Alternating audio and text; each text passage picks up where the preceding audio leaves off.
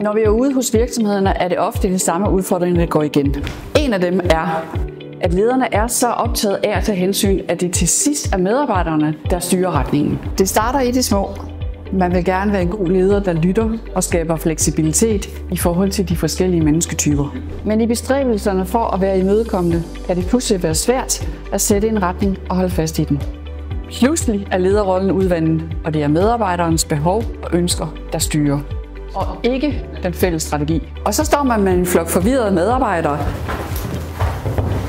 der overhovedet ikke aner, hvilken vej de skal gå. For der mangler nogen, der tør gå forrest og sige, kom, det er den her vej, vi skal gå. Det handler ikke om at blive en hård leder. Det handler om at finde balancen. Det handler om at kunne lytte og lede, uden at miste retningen. Hos Ventium hjælper vi ledere med at stå stærkt i rollen. Så hvis du er nysgerrig på, hvordan det kunne se ud hos jer, så tag endelig fat på os.